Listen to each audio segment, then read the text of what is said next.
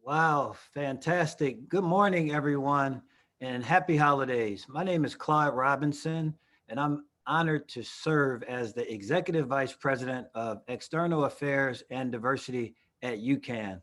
I hope you enjoy the soulful sounds of a young brother, Micah Collier, a Jazz Links alumni from the Jazz Institute of Chicago.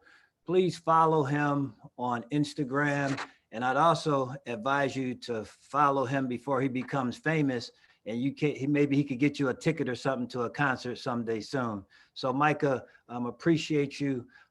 Wish blessings on your music ministry. And we thank you for being a part and starting us off this morning. Yes, thank you all for having me. Thank you. Thank you. I appreciate it. Great. UCAN is a 151-year-old organization that strives to build strong youth, children, and families through compassionate healing, education, and empowerment. We continually challenge ourselves to display unrivaled diversity, equity, and inclusion, and I want to be a solutions-oriented organization as we fight for social justice and equitable lifestyles in America. Today, we're delighted to co-host and co-sponsor this event with Professor and author Tim Wise. And I'd like to just introduce the collaborative partners that have been with us: the Greater Chicago Food Depository, the Network of Social Work Management, TMH Behavioral Services, the Chicago Alliance for Collaborative Effort, and Kids Above All. And with that, I'd like to introduce Dan Katowski, the president and CEO of Kids Above All, to introduce our prominent speaker, Tim Wise. Thank you, Claude.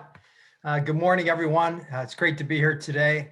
Very grateful to UCAN for your leadership and helping to organize and arrange this very important event with Tim Wise. I'm going to take a couple moments to introduce our very esteemed speaker today. Tim Wise is among the most prominent anti-racist writers and educators in the United States. He has spent the past 25 years speaking to audiences in all 50 states on over 1,000 college and high school campuses, at hundreds of professional and academic conferences, and to community groups across the country. From 1999 to 2003, Wise was an advisor to the Fisk University Race Relations Institute in Nashville. He has also trained corporate, government, entertainment, media, law enforcement, military, and medical industry professionals on methods for dismantling racism in their institutions. Wise is the author of 8 books, including his forthcoming Dispatches from the Race War. He's also the host of the new podcast, Speak Out with Tim Wise. I suggest you listen to it. It's terrific. Wise has also been featured in several documentaries, including the film he co-wrote and co-produced, and has been called a, quote, phenomenal educational tool in the struggle against racism, unquote. He's also appeared alongside legendary scholar and activist Angela Davis in the 2011 documentary Vocabulary of Change. Wise appears regularly on CNN and MSNBC to discuss race issues. He graduated from Tulane University in 1990 and received anti-racism training from the People's Institute for Survival and Beyond in New Orleans. Ladies and gentlemen, our speaker for today, Tim Wise. Thank you so much, Dan, and thanks, Claude, and everyone who made it possible for me to join you all today. I want to start out, before I get into the substance of my remarks, I got to do a disclaimer thing that I always do when it's a Zoom call like this, because I think we've all sort of learned that, technical glitches happen. And I am a 52-year-old man with no technological skill on any platform more current than like Atari or early Pac-Man. So it is entirely possible that I'm going to knock the computer off the little stand I have it on. I'm going to turn off my mic. I'm going to somehow disconnect the internet. Hopefully that will not happen, but I've learned that if I don't say it, then it does. And then I have to scramble. And if it does happen, I'll be back within 30 seconds. But I just want to, let you know, things happen. Hopefully they will not. If there's a technical problem, it will almost certainly be on my end and not y'all's. In any event, it is an honor to be able to join you, even though it's only virtual this time. Hopefully, perhaps in the future we can meet in person and talk about these important issues. But it's a huge honor. It would be an honor at any time. It is especially so right now, at this particular moment, as we come down toward the end of what I think we can all say has been, at the very least, sort of understatement, a monumental year in our own lives, but also in the history of the country. A horrible year in so many ways, with the coronavirus having resulted in the deaths of, pushing up on 300,000 people here. Unfortunately, very soon, about 275, 285,000, I think, is where we stand right now. But of course, it is also a year of incredible promise, as indicated by the uprising that has been well underway now for half a year or more, really about 7 or 8 months since the killing of George Floyd in Minneapolis on Memorial Day weekend or shortly thereafter. And so ever since late May, early June, we have been in the middle of what really is the largest single racial justice uprising in American history. About 10,000 events around the country, protest rallies, demonstrations, or other events. They have involved about 23 million Americans, are the best estimates that we have. So just in raw numbers, something is clearly happening right now, and we should be, and I think many of us are, obviously excited and optimistic about that. But we also have to think about how to maintain that energy, right? Because we do know that social movements go through peaks and valleys. And a lot of times we sort of get discouraged when we look around and we don't see people in the streets this week or for like the last several weeks or the last month or so. And we're thinking, oh my gosh, the energy is flagging. That's not true necessarily. We need to recall that all social movements have their moments of regrouping and figuring out the next moves. It's not constantly being in the streets every week. And so there's a lot of stuff being done right now all around the country to move the movement forward. But we also have to remember that forward motion is going to depend on what we do from this point and what we do after we get on the other side of coronavirus. Because in some ways, the reason that we're in the middle of this moment and this movement where we are is precisely because of the coronavirus pandemic moment that we're in. And what I mean by that is that the last 8 months or so have given us mostly, not everyone, not if you're a frontline healthcare worker, not if you're someone who stocks the shelves at the groceries or drives the trucks that gets the goods to market. If you're doing those jobs, your lives are often very similar to the way they were a year ago, albeit more dangerous. But for most of us, we're in this sort of lockdown space where we're able to see things that maybe we wouldn't have seen, and hear things that maybe we would have tuned out, and feel things that for some Americans, particularly a lot of white folks, frankly, that we've been able to not feel for a very long time because we're sort of in this relatively quiet space. That has given us the ability to see and to hear and to feel some things. The question is, when we get on the other side of that sort of lockdown culture, that sort of quietude that pandemic has provided to us, will we still hear? And will we still see and will we still feel the same way and the same things that we're seeing and hearing and feeling right now? That is an open question. And that's the question that we have to all collectively sort of figure out. How do we maintain the energy of this movement when we're not in the middle of the greatest public health emergency in any of our lives, right? And then the additional question, that's sort of the big, large meta existential question, right? But at a more finite level, how do our organizations, like the ones that you all work with on a daily basis, meet this moment and meet this challenge? How do private sector employers do it? How do schools and teachers do it? How do parents do it? How do nonprofit organizations, social service organizations and agencies and civic orgs step up into this moment and really push the ball forward toward racial justice and equity? And I know most of you who are on this call are with those latter types of institutions, those nonprofits, those social service agencies and civic groups. And my experience happens to be, in addition to the work that I do now, obviously as a writer and educator, happens to be in those kinds of institutional spaces as well. And so hopefully I'll be able to share some insights, the things that I've learned over the last 30 years, working in that kind of capacity with organizations very much like the ones you work with, to figure out what unique properties can such institutions bring to the movement for racial justice, and what must we do to ensure that that forward progress doesn't stall. Before I got out on the road and started doing this work around the country in the mid-90s, I worked for a number of different nonprofit organizations in New Orleans, where I was living at the time and where I lived from 1986 to 1996. And the last of those organizations that I worked with was a children and family advocacy organization called Agenda for Children. I was a policy researcher and also a community organizer in and around public housing in the city of New Orleans in 1994, 1995, early 1996. And a couple of things that I learned working in that capacity with such a fantastic organization as Agenda for Children, which is still very much there and doing great work in New Orleans. A couple of things that we learned that were instrumental to our effort at trying to advocate on behalf of children and families, particularly low income and working class children and families, particularly low income and working class Black families and other families of color in New Orleans.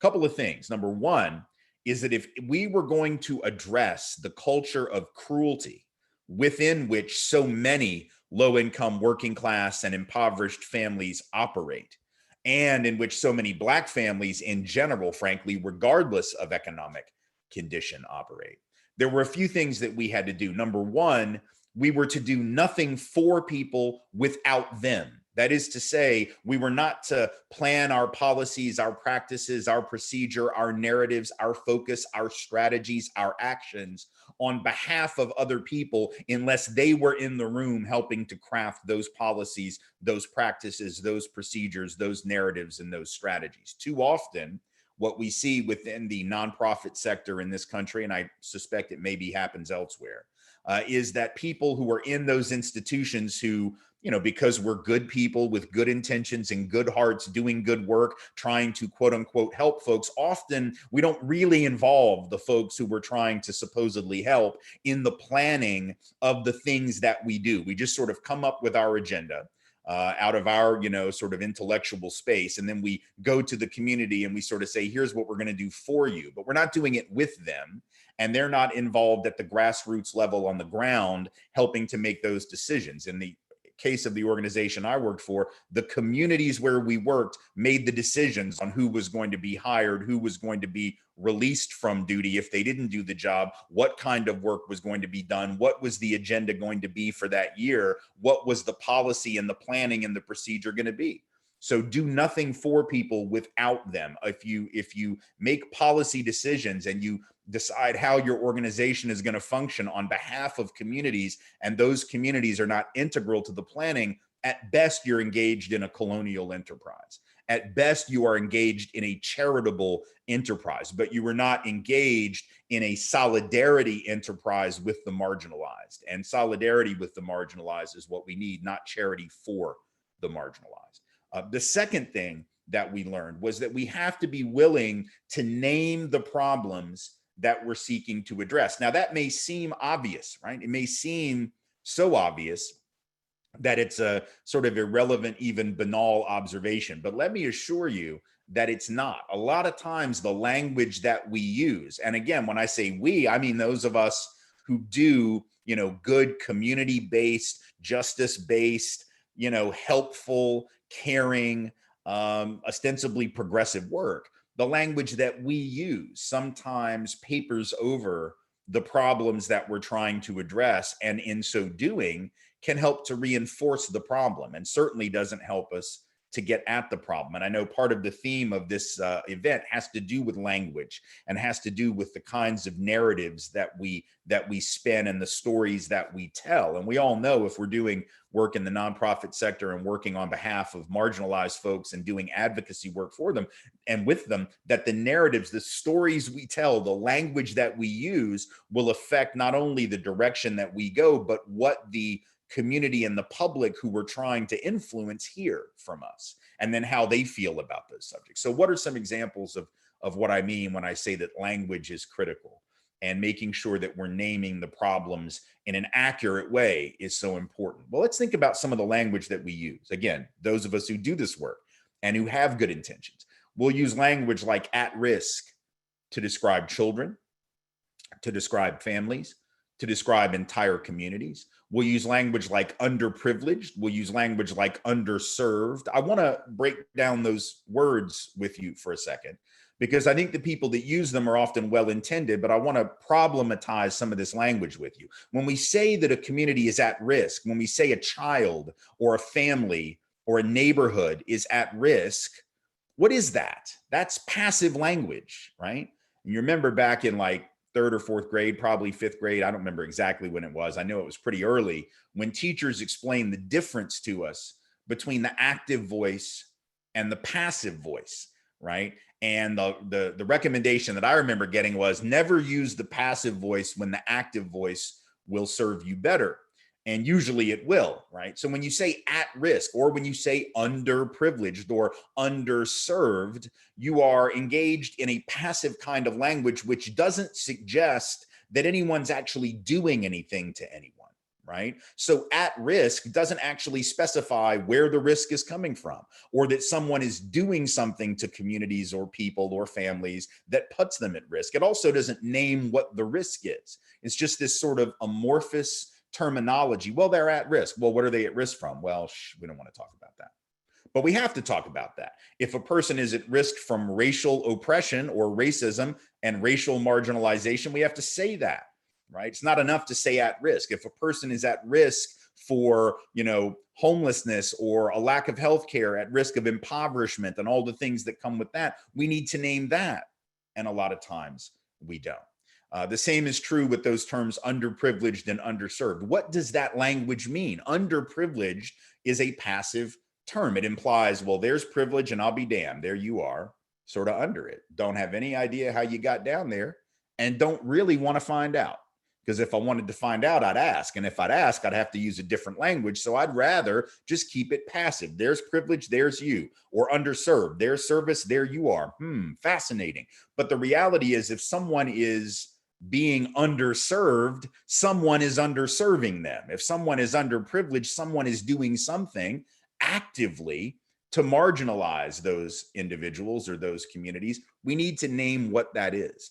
The other problem with those terms ought to probably jump out to you if it hasn't already, right? You can pretty easily tell what it is. The problem with underserved and underprivileged is they're also relative terms, right? That is to say, when I say something is under, by definition, that means that there is an opposite of that, which is what? Over, right?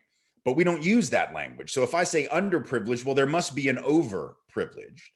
But that's not a term that we use. It doesn't even exist. It's not even in the dictionary, as a matter of fact. You can type it in Microsoft Word right now, and I promise you that little red line is probably going to pop up that says, yeah, you're just making up words now. That word's not a word, right? Or underserved, there must be an overserved, right? I mean, there must be, because under can't exist except in relation to over, but we don't talk about over. We say underclass, we don't say overclass, but why? There must be such persons. And of course, by using relative language, but not talking about the overprivileged, the overserved, or the overclass, we give the impression that the current distribution of resources, the distribution of power is sort of coincidental, that people can be down without other people being up, which is very convenient, right? For those of us who were sort of up, right, it's real convenient to not have to think about our implication in this system that's marginalizing other people. It's like, well, they're marginalized, but nobody's benefiting from that. But really, because like if that group over there is underprivileged, they have less privilege than they otherwise should have, right? They have less service, they receive less service than they otherwise would. Where does the extra service and the extra privilege go? Like, does it get buried in a hole in the backyard? Do we just like box it up and say, we're not gonna take advantage of that. We'll just let that sit. No, it seems to me like if some people are getting less of what they otherwise would get, I'm thinking the surplus gets taken by somebody, right? But we don't want to talk about who that might be. And so we allow people to act as if they're not part of the problem. And they can just sort of look at it voyeuristically. Oh, that's really sad. These people are hurting, without having to think about the fact that some of us are actually literally getting paid off of other people's marginality in terms of greater resources, in terms of greater power, in terms of greater opportunity. Also, even just the terminology that we use of poor folks, right? And sometimes that's a term that I use, and I'm trying to stop using it, because the problem when you say poor people or poor communities or even poverty, right? They sort of imply these conditions, these states of being, as if they were almost intrinsic or inherent states of being. But no one is sort of just poor, like by accident, right? If someone finds themselves in poverty, they were impoverished by policies, practices, and procedures within the society. Unless you think that some people are just sort of born naturally poor, or naturally with the instinct or desire to be poor, right? But that's sort of like when we talk about slaves versus enslaved people, right? Or slavery versus enslavement, right? To say that someone was a slave is to suggest there is something essential about them, which is slave-like, and it also is passive.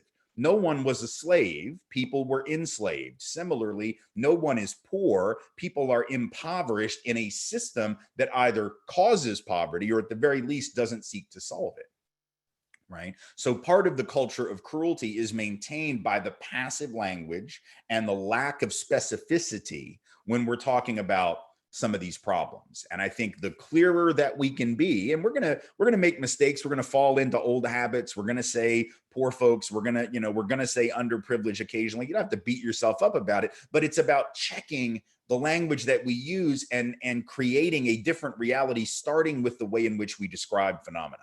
Because if I'm trying to change phenomena, I need to be using accurate language as much as possible, right, to describe it.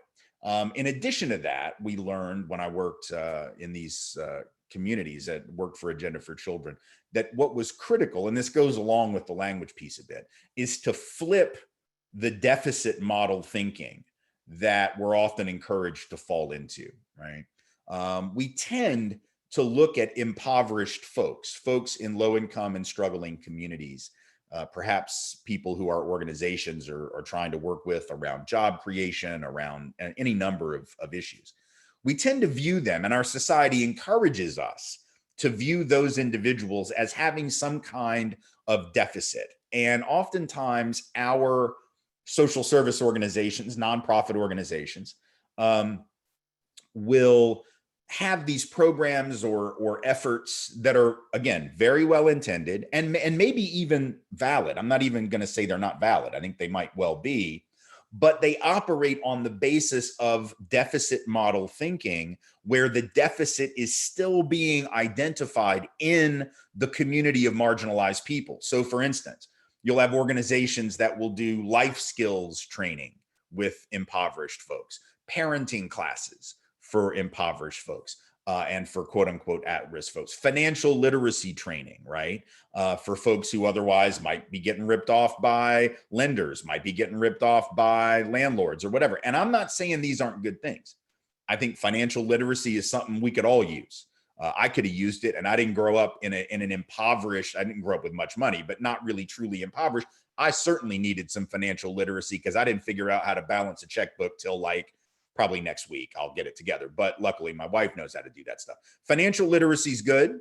Parenting skills, I could have used some of those. I'm still trying to figure that out on the fly. And I got a 19 and a 17-year-old. So, hopefully I'm doing all right. Life skills, all that stuff's good.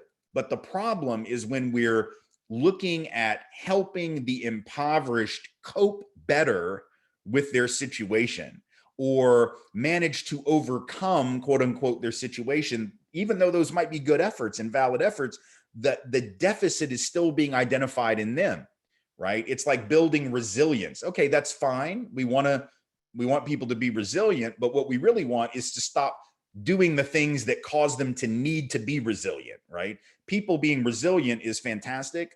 Humans do that as a matter of survival, right? But we want systems of marginalization and oppression to stop so that people don't have to adapt to them, right? And sometimes our efforts get so caught up in binding up the wounded that we forget our goal is to stop wounding, right? Our goal is to stop injuring and to force those systems that produce injury to stop doing it, not simply to bandage up those who have been hurt on the battlefield, so to speak, right? And so it's important to flip that notion of the deficit model. It's really important to do that in a culture like ours, which so easily defaults into blaming the marginalized for their marginalization, because that's what we do as a culture. The culture of cruelty, first and foremost, is maintained by some of the most basic fundamental narratives of our culture. And so it's really important that we critique those. What do I mean by that? Well, think about this. If I were to ask you, it doesn't matter what your racial background, ethnic, cultural, religious, economic, geographic, doesn't matter. If you were born in this country, even if you weren't, if you were born elsewhere, moved to the US, immigrated here, and have been here for more than a minute, there's one thing that I know you and I and everybody else who's in those categories were taught. We were either taught it at home, or we were perhaps taught this in the schools, or we were taught this indirectly by the media, by politicians, or just because it's like in the air. It's a fundamental premise of Americanism itself, the secular gospel of the country, right? What is the secular gospel of America? The secular gospel of America is that in America, anybody can make it, right? If they just work hard. You can be anything you want in America if you just try hard. We tell that to our children. We tell that as sort of a matter of national pride, that notion of rugged individualism and meritocracy, right? If America were a Bible, like that would be Genesis 1:1, right? In the Bible of Americanism. But what's the problem with it? Well, there are lots of problems with it. I mean, number one, historically, we know it wasn't true, even though we said that. We said that even during segregation, right? We've been saying this thing about, well, you can be anything you want in America, even when the law said you really could not be, right? We were saying you could be anything you want in America, even when women couldn't vote, right? I mean, so this has been the ideology of America long before we even tried to make it real. At least in the last half century or so, we've been saying that we tried to make it real by passing civil rights laws and things of that nature. But I mean, for most of our history, we didn't even really fake it very well, but we said it. So it's always been a myth, right? And when you say that you can be anything you want in America if you just work hard, what's the downside of that? Well, the downside is you grow up, if there are significant inequalities in that society, inherited from the past, or the result of present injustice, present discrimination, present exclusion, or the weight of the past, or a combination of those. If I grow up in a culture where I can see those disparities with my own eyes, and I can see it early, and I don't have to go to college to see it, I don't have to go to grad school to see it, I can be 7 or 8 years old and just be awake, and I can see it. I can see who lives where and who doesn't, who lives on that side of town versus who lives on this side of town, who's getting marched off on a perp walk on the 6 o'clock news and who's not, right? I can see with my own eyes the disparities that exist. And I was told wherever you end up is all about your own effort, right? Anybody can make it in America. So what do? If you tell me wherever I end up is all about me and wherever you end up is all about you, and I see some folks up here and I see other folks down here, and I notice that who's up here and who's down here tends to track color, not always, but disproportionately, right? I come to the conclusion that, these black and brown folk down here, they just must not try as hard. They must not have the right mentality. They might be biologically even, if not culturally, inferior, right? And then I come to a default position, which is racist, right? And I say, well, these white folks up here, they just must work harder, be smarter, make better choices. And I come to a default position that is classist against impoverished people, no matter their race and ethnicity, right? So I can look at impoverished folks who are white, black, or otherwise and say, God, they would just work a little harder, right? And I can look at rich folks and say, well, they just must be brilliant. Now, do we really think that? I mean, right now, for instance, there are 400 white people in the United States who have the same collective amount of wealth in their possession as all 42 million black people in this country combined. Let me repeat that. 400 white people who have the same amount of collective wealth as every black person in this country. Now, no rational human being is going to say that those 400 white people are that much smarter than 42 million black people collectively, or that they have worked harder than those 42 million black people collectively, but they possess that much more stuff. And this country does, in fact, encourage us to think of those 400 people as super people, like these sort of superhuman, really. And those 42 million as a mass of pathology, right? Because after all, if they were just as good, they'd get just as far. So our ideology, the myth of meritocracy, the myth of rugged individualism, actually perpetuates racist thinking, classist thinking, and sexist thinking, right? Because we see women disproportionately beneath on the hierarchies of power and men disproportionately at the top of those. And so we conclude sexist conclusions about those. So challenging this mentality of deficit thinking is really important, because the cultural norm is encouraging us to do that, right? Is to look at the people on the bottom and saying, well, and I remember when I was doing this work in communities of color, marginalized, impoverished communities of color, that when I would tell people what I did, because, every now and then you'll meet people and they say, what do you do? And they always mean, what do you do for a check, right? Like, what do you do to get paid? Not like, what's your hobby? What do you like to do on your day off? Like, they want to know what you do to make money. So I would tell them, right, I'm a community organizer. And this is like before Obama ran and people started knowing what community organizers were. So they were like, I didn't know what that was. And then I would tell them. And, when you would tell people that you worked in impoverished communities with low-income black folk, and it would be white folks that I would meet like at a Mardi Gras parade or at a bar, because it's New Orleans and it's a place that you meet people. And they would always want to offer unsolicited advice, to the poor folks or impoverished folks that they didn't know, but that you worked with because figured you'd take the advice back. I'm going to tell you what to do and you'll take that back to them, right? And I never wanted to hear this unsolicited advice because it was always horrible, right? So I'd tell them what I do and they would say, oh, you know what we need? And I'm like, oh my God, don't tell me what we need. Please don't tell me what they need. And they would say what they need in those communities. And this goes along with deficit thinking. What they need in those communities, we just need some of these corporate executives from the oil and gas industry, which there's a lot of that in New Orleans, right? We need these corporate executives, these CEOs that live on St. Charles Avenue or live over there on Audubon Place uptown next to Tulane. We need these CEOs and executives to go into the quote unquote projects and teach these folks how to manage money. And I remember the most benign response that I ever had was laughing. There were a lot of other responses I had that sometimes got me thrown out of the bars where these conversations were taking place. You can probably imagine some of the things I said. They usually sounded a little more harsh than surely you must be teasing, right? But in effect, what they were saying was these people, these damaged, impoverished people need these rich folks to tell them how to manage money. And I was like, look, are you kidding? Rich people don't know how to manage money. Rich people are so bad at it, they hire other people to do it for them. If you're rich, you don't manage your own money. That's the point, right? How hard is it to manage millions of dollars when you got millions? Give me millions, I'll manage, right? Like it's hard to lose millions and millions of dollars. What is not, however, easy is to get by on $357 a month, which is what some of the women that I was working with every day were feeding their families on and surviving on every month. That takes talent, right? The deficit was not in the poor folks or the impoverished folks. The deficit was oftentimes in the more affluent folks that I went to college with at Tulane and in some of those rich folks' homes where they squander money left and right. I don't know how to get by on $357 a month. And I never knew anybody who did know how to get by on $357 a month until I worked in communities where they had no choice. And then they figured out how to do it. That takes talent.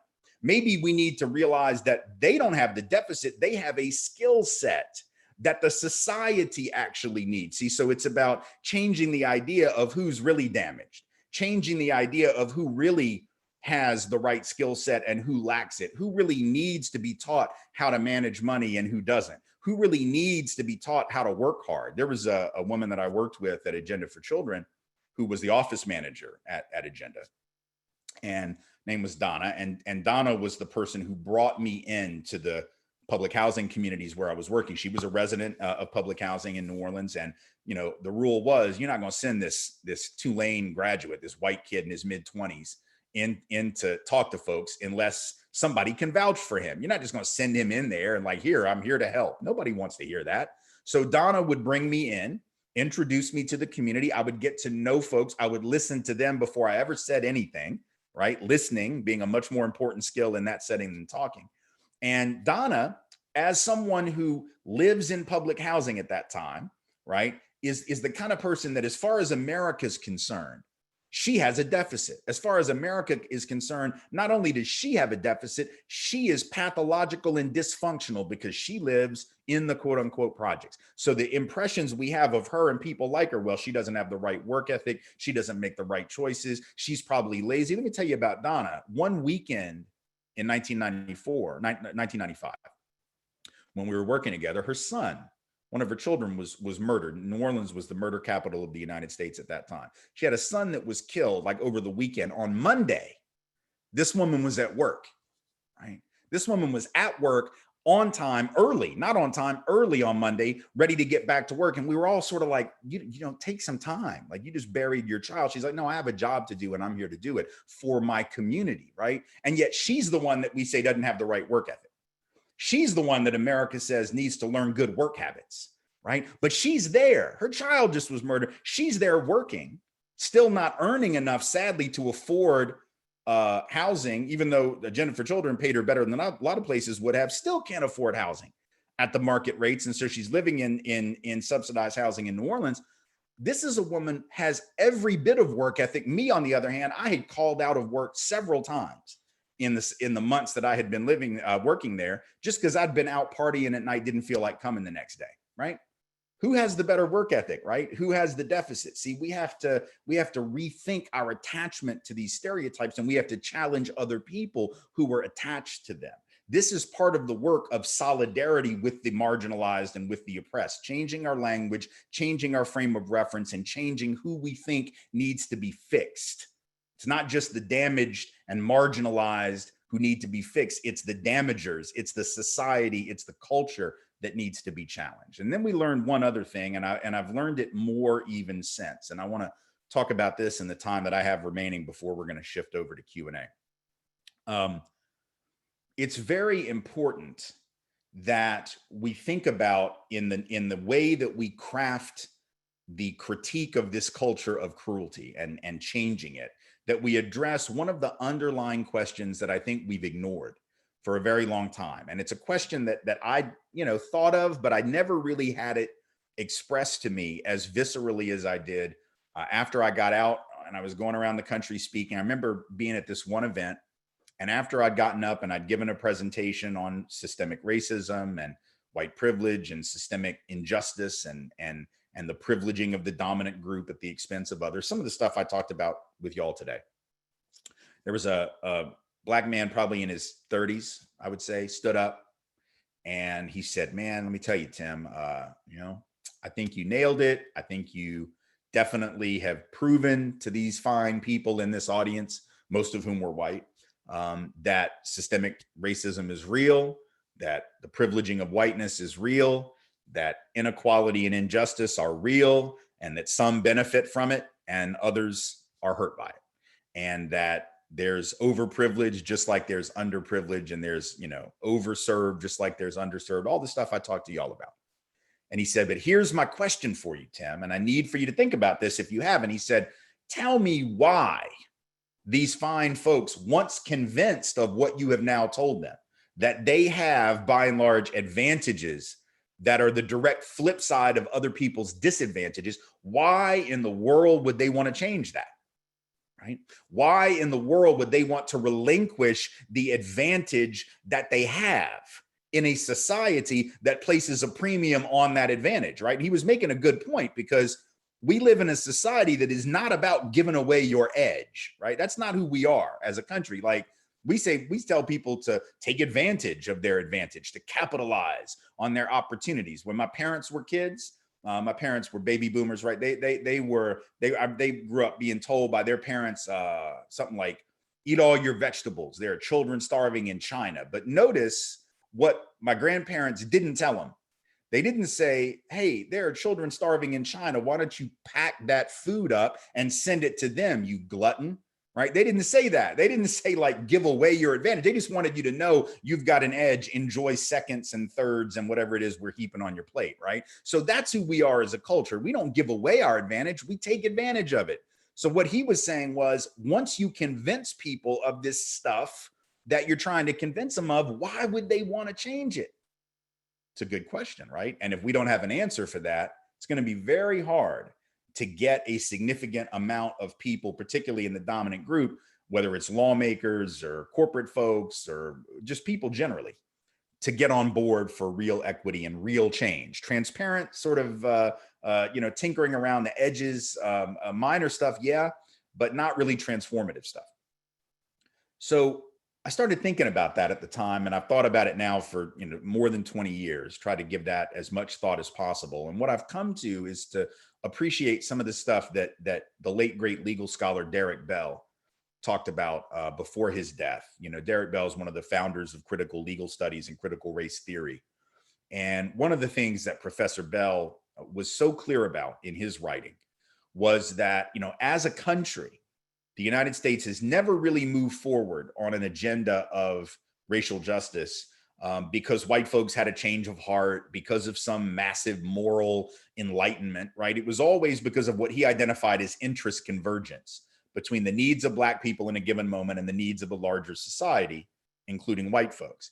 And some of the examples he gave, I mean, some of them are obvious, right? That the end of enslavement happens not because Abraham Lincoln was particularly forward thinking about Black folks. I mean, he said he'd be more than willing to maintain the country half free and half slave if it were possible. He just didn't think it were possible. And if he, If sending black folks back to Africa were practicable, he also said he would have done that. So this wasn't someone who just had this like moral epiphany necessarily about the need to end enslavement. It was to maintain the Union, to save the country as a country. Interest convergence, right? He then talks about during Brown v. Board and the civil rights struggle. Why does that happen? Why is that successful? Not to take anything away from the genius of the movement, right? But at that time, one of the things that helped propel the movement to success was the background of what was going on in the world at that moment. What was going on? Well, at the very moment that the civil rights struggle is taking place in the United States, the anti-colonial struggle is taking place around the world. You have black and brown peoples all around the world who are coming out, fighting, getting out from under the heel of colonialism.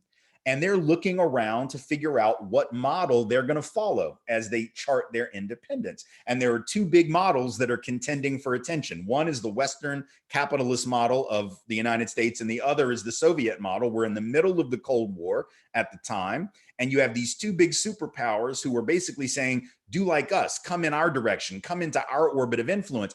If you are trying to convince all of these powers, all these new countries, independent countries, to follow this Western capitalist, supposedly small d democratic model, it's going to be hard to convince them that that's the way to go if you are oppressing people who look just like them, right? If you are stamping on the necks of the people who look just like them. So part of what Bell documents in his work is how the Cold War context, trying to put on a good face for PR purposes as a country, allowed people to accept some of the reforms. I'm talking about lawmakers now and judges in the case of the Brown decision, to make decisions that they probably otherwise wouldn't have made, but they knew that those reforms were necessary for an outward facing reason. Now, when Bell talked about interest convergence, he was being somewhat cynical, right? And you don't have to necessarily be as cynical as Bell was about the prospects for change to understand the validity of what he's saying, which is that usually the only way we make progress is when white folks see that there is interest convergence between the needs of black folks and their own needs. Well, what are the examples of that right now? I think there are several, right? I'm going to just give you a few examples real quick in the time that we have left. We can start with, if you go back to the economic collapse in 2008, 2009, right? The Great Recession. I know we're coming out of another recession, COVID-related recession, but the Great Recession of 08, 2009, 2010. What was that about? Well, in part, it was the result of the housing collapse. Folks that had gotten loans that oftentimes had terms that were onerous, that blew up in their face, and the economy melts down because folks are losing their homes. Why did that happen? Well, it happened because folks were getting in over their heads, getting loans that they really couldn't afford, being ripped off in many cases by lenders who weren't really explaining the terms and were, really in many cases lying about the terms because they didn't care. They were going to get paid no matter what happened down the line. If you default on the loan, the real estate broker's already been paid. These lenders have already made their money. Well, the problem was that practice of predatory lending, that had been going on in Black communities for like 15 years at least, right? And in Latinx communities for 15 years at least. And no one seemed to want to do anything about it because it was just those people over there being hurt. So predatory lending, predatory banking, these super high interest rates, these bad terms, well, whatever, we're not going to worry about it. So these banks then decide they were going to expand their practice. They weren't satisfied making money in the hood, ripping off Black and brown folks. So they go to the suburbs, they go to the exurbs, they go to some of these communities out in the Sun Belt in the West that are well away from the city. And a lot of folks that are white and middle-class folks taking advantage of them, right? And now you've got so many people roped into that when the housing starts to collapse, the economy collapses with it. So in other words, by not taking care of business when it was just Black and brown folks being hurt, the problem metastasized like an economic cancer and brought everybody down. There would have been interest convergence in dealing with the problem on the front end, so we didn't deal with the chaos on the back end. Second example. Opioid crisis. We've got millions of white families that have been affected by the opioid crisis, whose loved ones have died, right, over the last 10 years as a result of a huge upsurge in opioid overdoses and overuse in white, small town, rural communities. Now, they're not the only ones being hit, but they are disproportionately being hit. And you hear these folks talking about, why don't we have rehab and why don't we have rehabilitation and treatment facilities? Well, part of the reason is because for the last 45 years, going back to the heroin epidemic, also opioids in the 70s, and the crack epidemic in the late 80s, early 90s, when those were disproportionately hitting Black and brown folks in the cities, and impoverish folks in the cities, those same white folks in small towns, suburbs, exurbs, and rural communities didn't give a damn. And in fact, voted for politicians that promised to just lock those people up. They didn't want to do rehab. They didn't want to do treatment. They didn't want to do drug education. They wanted to give prison cells to Black and brown folks for doing drugs, looking at drugs as a crime problem, not a public health emergency. So now they're shocked that there is no treatment or rehab for their little cousin Jimmy John over here, right? Or whoever, you know, my little nephew Stevie over here doesn't have rehab. Well, he doesn't have rehab because you voted for politicians that didn't want to put money in rehab because the war on drugs was about locking these people away. Interest convergence, right? Taking care of business on the front end so it doesn't come back to bite your ass on the back end. Final example, COVID-19. Now here we are, 285,000 deaths in. About half of those, almost half, Black and brown, because the mortality rate for Black, Latinx, and indigenous peoples is like 2.5 times the white rate. So almost half the deaths have been Black and brown. But what does that mean? It means half the deaths have been white, right? So say there's 280,000 dead. So what is about 140, somewhere between 140, 150,000 of those deaths have been white folks. Now ask yourself this. If this pandemic were disproportionately hitting white folks who were affluent, younger, and healthier, as opposed to disproportionately hitting Black and brown folks who were poorer, sicker, and older, do you think that we would have rushed to open everything back up the way the administration did? Do you think that these folks would have been showing up at state capitals with camouflage and semi-automatic weapons, demanding the right to stand 1.5 feet away from me at the Costco without a mask? Right? Do you think they would have been talking about tyranny? Social distancing is tyranny. You got to open everything back up. We just got to take a chance and roll the dice. I mean, everybody dies sometime. No, the only reason they had that nonchalant attitude about death in the face of COVID was because they knew damn good and well it was disproportionately going to hit those other people. And there's a mentality that those other people's lives don't matter as much, so we can gamble with them. Right? But the irony is that when you then gamble with their lives by opening everything back up, by not taking social distancing seriously, by not masking because that somehow restricts your liberties, guess what? Some of y'all's people will die too. So you'll be burying your grandmother who you loved dearly. You'll be burying your immunocompromised spouse or your diabetic child, right? Who is also at risk. See, interest convergence. Once you create a mentality of human hierarchy that says some people's lives are worth more than others. So white matters more than Black and brown, rich matters more than poor, young matters more than old, healthy matters more than unhealthy. You create a taxonomy of inequality that ultimately comes back to claim us all, because we all get old and we all get sick, right? And so once you create a mentality that some lives are worth more than others, and you think, you know, we'll contain that in this container over here and it'll just affect them, now it's affecting many, many more. And if you go back, you want to know when this happened, go back to April 7th of 2020. What happened? Right around that time, people were starting to realize like, hey, this is serious, right? We spent March not so sure. And all of a sudden, early April, people are starting to see that it's serious. Even Tucker Carlson goes on Fox News for weeks. He's like, hey, man, this is a big deal. This is not a hoax. Don't let anybody tell you it's just the flu. Like, this is serious, right?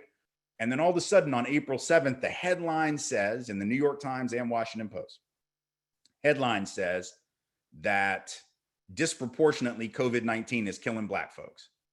That night, Tucker Carlson goes on television and says, you know, maybe we've been overstating the dangers of this thing. Like maybe it's not as bad as we thought. And within 3 days, the president is demanding we start opening everything back up because we just can't keep the economy closed. We got to get back to work.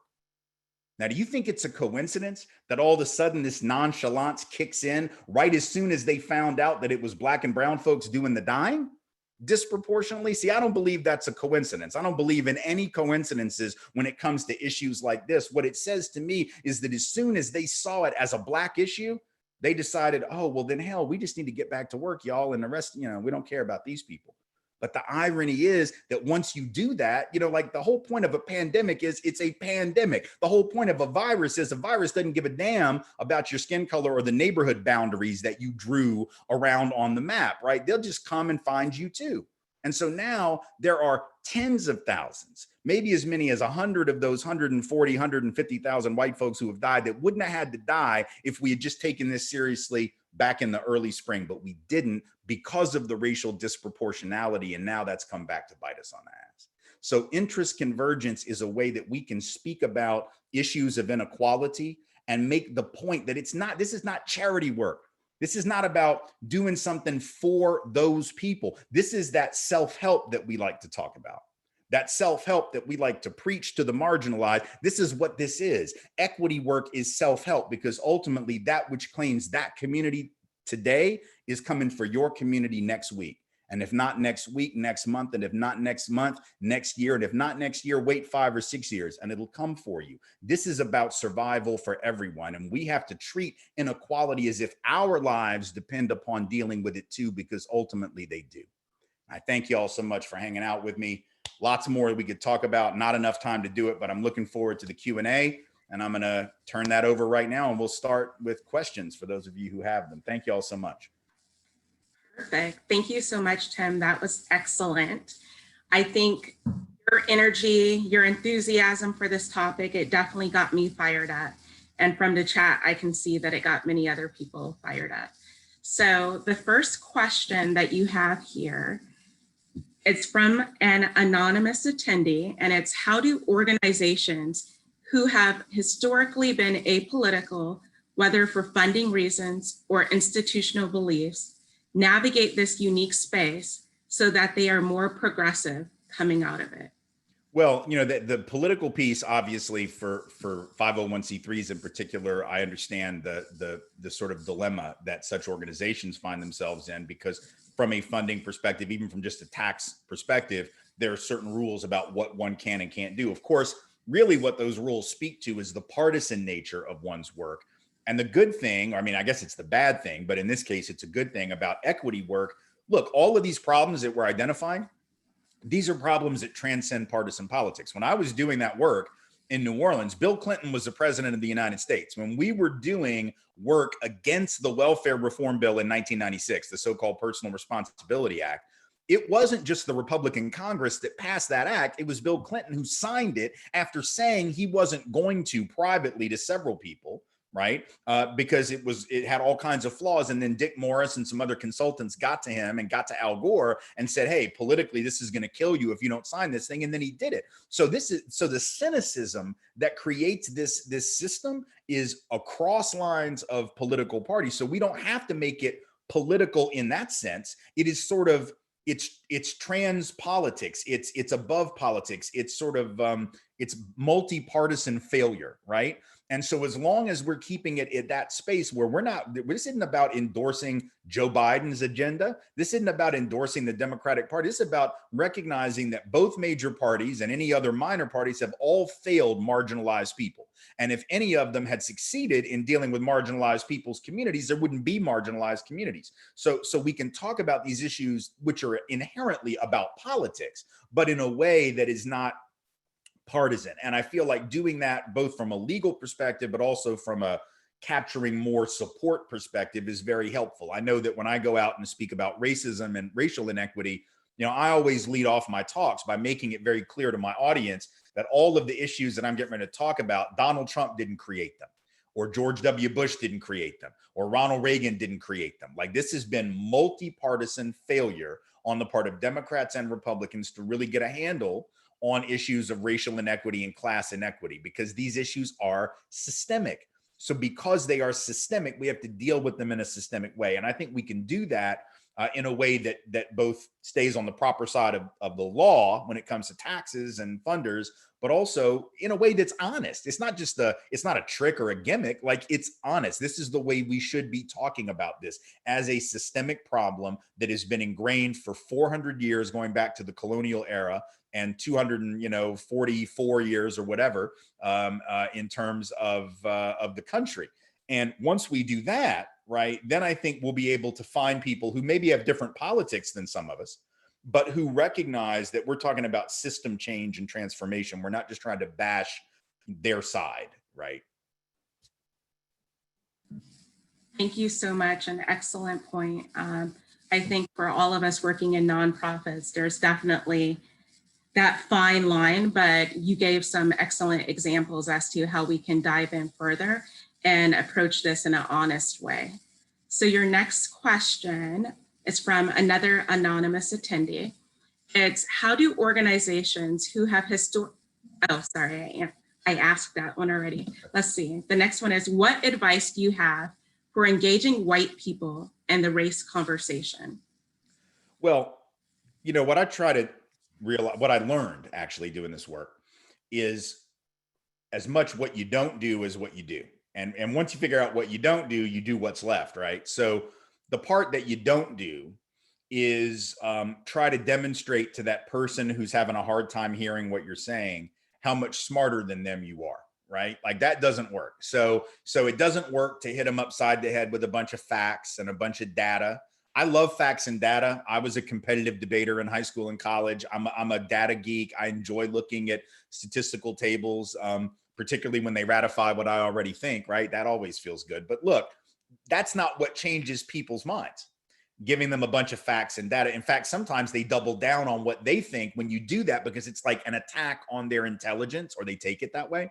So I always say, hold off on the facts and data a little bit, or go light on that. And instead ask some questions of the people that you're engaging, right? Especially if they're blocking hearing what you're saying. If someone's having a hard time, or you think they're going to, you want to try to figure out where they're at, right? And the only way you're going to find that out is asking questions about why they think what they think.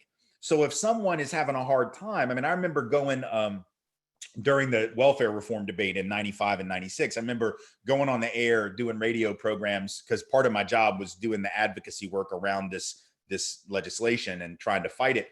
So I went on this show to talk about why this welfare reform bill was bad, and why the stereotypes of folks receiving public assistance were all false. And I had all my facts lined up, had all these note cards all over the soundboard at the radio station, and the host was great. She was going to let me do my thing.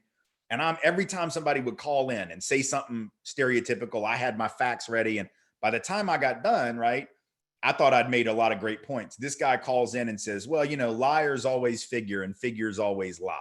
And that was that moment where I realized, oh, it isn't about that. So the next time I was on the show, I came in and I started telling stories, right? I started talking about the amazing people that I was working with, who were working harder than I was. I talked about the story with Donna that I told here, right? I talked about the folks who I'm meeting who were incredible parents, contrary to the stereotype, who were working much harder than me, who understood how to survive against all odds in ways that I could never do. And once I started telling those stories, even though those are just anecdotes, right? That's not quantitative data. That's just qualitative anecdotes. So in theory, it doesn't prove anything, but in people's minds, it does. Like when they hear that, right? All of a sudden, maybe they have a story. Oh, well, I saw 6 people standing on the corner drinking malt liquor, not working. They always got these stories, or they always talk about something they heard about, or whatever, right? But the reality is that if for every one of those stories, if you've got a story, right, then all of a sudden, oh, you've got stories, I've got stories. Now we have to dig deeper, right? Now we have to figure out which of these stories are really more representative. How do we do that? Oh, now we have to look at the data, right? But first, I have to get you to be willing to hear the data, and I'll never do that until I humanize the people that we're talking about. And so partly it's figuring out where someone's at and helping them get to where you need them to be by sharing stories, right, that are counter to the things that they believe. The next thing is asking questions. So one of the guys that called in on the radio show that I was on was talking about all these folks that don't want to work. And I said, well, let me ask you a question. Last week, the Federal Reserve raised the interest rates, and they did that because the unemployment rate had gone down too far during the Clinton years. It had dropped so low that the Fed raised the interest rates because they were afraid with all these people working, prices were going to go up, the economy was going to overheat. So they raised the rates for companies to borrow money. And what did that do? It meant that companies couldn't hire people, right? Because now borrowing to expand the company was going to be too expensive. So now you're not going to hire anymore. So if you're going to talk about these folks being lazy, not wanting to work, but the economy is responding by not making it possible for them to work, you could be an employer that wants to hire people, but it's too costly, so you're not going to do it. What's that person going to do that's sitting on the corner? They can't have a job because the system said they could not have a job. So we start talking about it that way, right? Where it's not just, I'm asking them questions. What happens when the Fed raises money? You tell me. Can people get hired? No, they can't. Oh, because it's too expensive. So you go through these processes. And so I think sharing stories, asking questions, more so than making declarative statements, is a way that we can get people to at least think a little bit more deeply about what it is that we're saying. And it also shows a certain amount of respect, right? I'm willing to listen to you, and then you'll need to reciprocate that and listen to me. Great, thanks so much. As a social worker, your comment about meeting people where they're at especially resonates, but also the importance of storytelling to foster connection and build relationships in that way. So we have time for 2 more questions. Here's one that's a little bit different. Okay. It's from Chase Larkin. Thank you, Chase. We have discussed these topics in the streets, on a local level, and the Supreme Court, but why isn't our fight for equality being held in front of the Human Rights Council of the United Nations? Well, there have been attempts to bring this before the UN that go all the way back to Malcolm X and others who talked about that, bringing, human rights charges against the United States at the United Nations. There have been a lot of attempts and discussion about doing it. And I do think that we ought to think very seriously about international law as it relates to human rights violations, not only in other countries, but in our own country. The problem, of course, is that unfortunately, the way that the United Nations is structured, the United States and a handful of other countries have such disproportionate power in terms of what will and will not be accepted, what will and will not pass as a resolution, what will and will not be vetoed, that the odds of any such attempt being successful under the existing rules of the United Nations and the way it's structured, very, very unlikely to happen unless the United States voluntarily submits to the judgment of the international court or the international community. Now, individual countries, of course, are in a position where they can sanction us for our human rights violations the way that we have sanctioned others, but there aren't very many countries that have the real power to do that. The only countries that probably do would be the OPEC nations that frankly could in fact pull our card any day if they really wanted to. I mean, they could switch to other currencies and we'd be screwed. But they probably won't because they are interdependent on us as much as we are interdependent on them. China has that level of power, but they're not very likely to do it because they hold a lot of our debt and don't want us to retaliate against them. And so in some regards, it's hard under the existing international arrangements for big powers to be checked by smaller powers. And it's hard for big powers to check other powers without risking actual war. Or the kinds of economic trade wars that end up being crippling for everyone involved. So I think raising those issues at the UN is a really important thing. But I think we also have to recognize that to some extent, that's going to be symbolic under existing sort of international law and international organizational arrangements. Doesn't mean we shouldn't do it, but it's not likely to lead to a whole lot under those existing rules. Awesome. Thanks so much. And very important points regarding power. So your last question plus an ask that I have, there's a few questions with regards to readings that you might recommend, book recommendations. So I'm not going to ask you that, but if you do have those resources, if you can share that and you can give it to everyone who came today. But your last question is, what was your aha moment that moved you to make this your mission? And thanks, Andrea, for the question.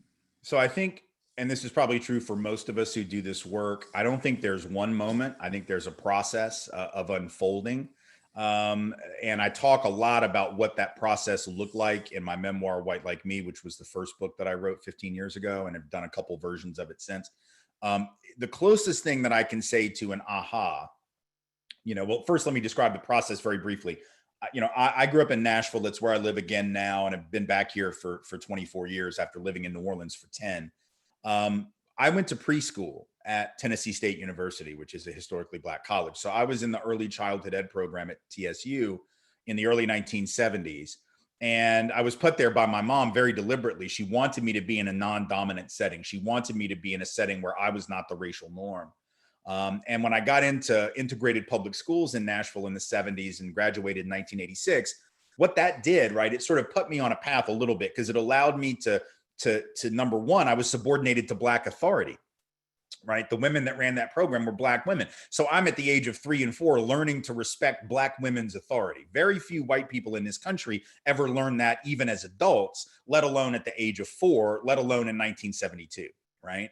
And so I'm learning to, so then that means is when those Black women I'm working with in New Orleans are telling me what's up, I can hear them because I remember being told, like, these folks know what they're talking about. Listen to them. Right. It also meant that I was being socialized mostly around Black peers, so that when I got into K-12 and I see those Black friends being treated differently and worse by teachers, by principals, by whomever, I can see that in a way that a lot of white folks wouldn't. So there was a beginning of an awakening. But what really happened throughout this process, the closest thing to an aha, when I graduated from college in 1990, it's the year that David Duke was running for the United States Senate in Louisiana. In 91, he ran for governor. Duke, of course, former Klan leader, probably this nation's most prominent Nazi and white supremacist in the last half century. Duke, of course, for those old enough to remember, when he ran for the Senate, U.S. Senate, got 60%, 60% of the white vote. And in the governor's race, he got 55% of the white vote. And when that process, now he still lost because Black folks saved us, right? But at the end of that process, I remember 91, after the governor's race, sitting there thinking, what does it mean that basically 6 out of 10 people that checked the census form the way that I did voted for a guy they know is a Nazi? What does that mean? And not what does it mean for Louisiana? Not what does it mean for those 675,000 people? What does it mean for me in terms of the work that I have to do? Because basically the only reason he didn't win is because Black folks saved us. Well, it's not Black folks' job to save white people from our own nonsense. It's not Black folks' job to save us from ourselves. They went out and did what they had to do, and we would have been perfectly happy with a Nazi in the United States Senate. If it were up to white folks, he'd be starting his 5th term this year, right? So the reality is that I realized in that moment that it was my job as a white person to struggle with other white folks, to challenge white supremacy, not just to save Black folks will save themselves, right? Ultimately from white supremacy. I fundamentally believe that, with or without white assistance or white solidarity. I think it might be easier with some white solidarity, but I don't think it's dependent on that. But I do know that the only folks that can save white people from white supremacy are other white people, because Black and brown folks don't have the time. Black and brown folks are too busy trying to save themselves to worry about us. So we have to do that. And that was where that crystallized for me, was recognizing that in that moment, I had to do the self-help work. I got to deal with my people, because that's damaging my community. When you see people who you know are not Nazis voting for one, you know there are not 675,000 Nazis in Louisiana. I knew that. But there were 675,000 white folks that were like, but I'm gonna vote for one anyway, right? Like, that's a sickness, and it's my sickness to deal with, because it's in my community in the smallest sense, right? Very quickly, reading recommendations. Best book on race that I've read maybe ever is Isabel Wilkerson's book, Caste, that just came out this year, that really explains in great detail why we have such a hard time getting our head around this system and why it remains so resilient. So I want to put in a plug for that. Ejoma Oluo's new book, Mediocre, same thing, talks about why we continue to have these very mediocre white men in charge of so many things generation after generation, and why white people settle for that, right? It doesn't just harm Black and brown folks, but it actually harms white communities as well. We end up settling for mediocrity just as long as we can be above other people, which is a point Isabel Wilkerson also makes. And of course, Carol Anderson at Emory, her book, White Rage, from a few years ago, that really explains the history. Every time we have progress, there is backlash every single time. And so we have to be prepared for that. We have to recognize that this moment that we're in right now is not new, right? That it is exactly a repeat of what has happened in every generation of this country's history. Once you understand that, it becomes easier to confront it. This was excellent, Tim. Thank you so much. I appreciate your points regarding socialization and the diversity of networks at the beginning, before you spoke about your aha moment, as well as your solidarity and your self-help work with other white people. So with that, I would like to turn it over to Nicole Robinson. Nicole is the Vice President of Community Impact at Greater Chicago Food Depository. Nicole, thank you. Thank you, thank you, thank you, thank you, Tim Weiss. Thank you, Lakia, for a thought-provoking dialogue on behalf of the Greater Chicago Food Depository, UCAN, CASE, Kids Above All, the Network for Social Management, TMH Behavioral Services, the wonderful music from the Jazz Institute of Chicago. We are grateful for your presence today. Hundreds of you joined us to hear from Tim, but let's do more than listen. Let's embrace his words. Make them the new daily affirmations inside our organizations. He told us, do nothing for people without them and let communities and their wisdoms lead. Check our language. The nonprofit industry has been institutionalized to speaking and operating in a certain way. Let's name those problems, flip the deficit, and shift power and remember interest conversion. Dismantling racism is work. This is our moment. And Tim said a lot of great things today, and I reflected on a quote he said in advance of this session. And he said that standing still is never an option so long as inequities remain embedded in the fabric of this country. Let's not stand still. Let's meet this moment and movement in solidarity together. Thank you everyone for participating and enjoy the rest of your day.